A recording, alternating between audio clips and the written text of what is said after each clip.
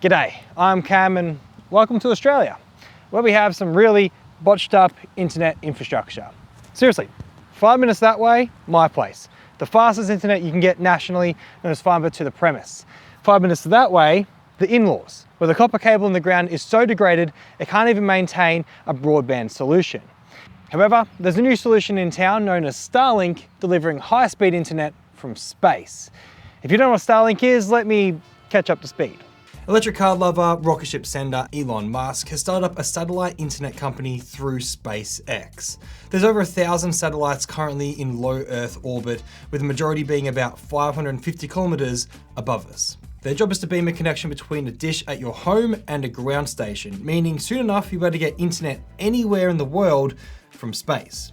Now, Pete and Deb were super stoked to hear about the potential of high-speed internet. Their current wireless NBN costs $140 a month for 200 gig at about 25 megabits per second. And at Christmas or Easter time, when all of us little kiddies come over, we just like nuke that plan. There's nothing left on it for the rest of their month, and they can't get more. It caps at 200. That's the most you can get. So you better believe that we ordered a Starlink dish. It gives you a big card with basic steps for setup because it's intended for anyone to get up and running. And everything's already plugged in the box, so you can kind of see what cable should connect to what. Now, I handled it like a baby because it was exciting new tech, but in reality, we're gonna bolt this thing onto the roof and it's probably gonna get crapped on by a bird tomorrow. With everything unpacked, you'll see that we've got a dish connected to a 30-meter cable, a stand, power supply, and modem router. The dish clicks into its stand, which is simple enough, and we then carried it down to an open area for testing. Now you want to make sure there's no obstructions between the dish and the sky because you want a clear connection to the satellites. Now, as you would guess, it was very easy to get that long ass cable tangled up, but eventually unraveled it from outside through a window to inside for testing.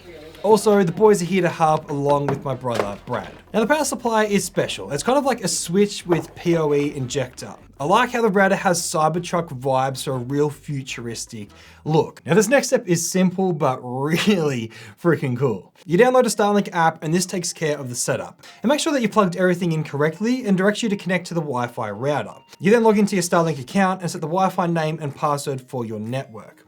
The dish will then rotate itself and lock on to a satellite. Like, are you kidding me? How freaking cool is that? And it's done. Like, that's it. It just does it all for you. I then ran a speed test on my phone and we're instantly hitting over 100 megabits per second. Now, I lived back in this house when I was 18 years old studying IT at university. Could you imagine a uni student, IT nerd, trying to game and hang out with mates online over a 3G connection? The lag, the data cap, like the cost, it was just insane. And here we are with 100 megabits of internet in the same house. What? So I load up some streaming apps on the TV and there's a problem. See, it would start a stream, 4K, completely fine, crystal clear, and then 5 to 10 minutes later, it'll buffer. Depending on the app, it might even just kick you back to the menu. No internet, no connection. In the app, you can see every now and then it's completely dropping network connection. Not lowered in speed, but full on no internet. It'll say that the network is offline. Now, to make sure that's not just the dish placement, we moved it up to the roof, and here you can see we have definitely no obstruction to the sky. And it's doing the exact same thing. Every 5 to 10 minutes, it'll just drop network connection completely. And to see what's potentially the cause, we have to go back to the visual at the start of this video. This is a real-time Starlink satellite tracker. If we zoom in over Victoria, the state in Australia where I am, you can see satellites passing overhead. It's reasonable to suggest that the dropouts are the dish disconnecting from one satellite and connecting to another.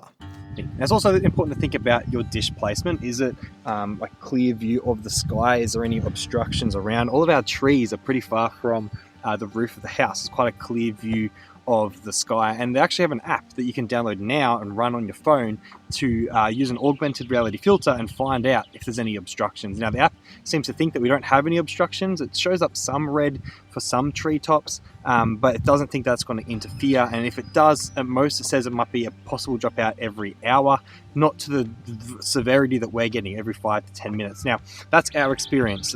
Watching YouTube, it'll be completely fine because it buffers ahead enough. But if you're watching something like, say, on Stan or other streaming services, it kicks you back to the menu when the network drops because it hasn't got enough to cover that amount of droppage. Now, it's easy to judge it and say that it's not a great internet connection because of the dropouts. We're used to having a stable network connection. But if we stop and think about it, that it's being beamed down from space, 550 kilometers roughly, like, mate, that's insane. 50 megabits per second to 150 megabits per second from space. And it's only going to get better. So for now, well, we returned it. You get a 30-day window to trial the Starlink setup, and you can just return it for a full refund. It's $709 flat fee for the hardware and $100 for delivery, and then $139 per month for unlimited bandwidth in the current beta setup. So that's a really good option to get up and running, especially if you're used to being somewhere that doesn't have good internet at all. Like, you can't even get cell service half the time out at their property. For them, well, they pay $140 for the Sky Mesh. They get 200 gigs and a 20 to 25 megabits per second max speed. Yes, it drops down dramatically and you can't really have a lot of people on it, but it doesn't drop out. And that's a big difference. So for you, well, if you've got no internet options, Starlink's definitely something to try right now. However, we're going to try again in a year's time when there's more satellites, new dish type, and hopefully it's a bit more stable. If you liked today's video, thumbs it. If you loved it, sub it, and I'll see you in the next one.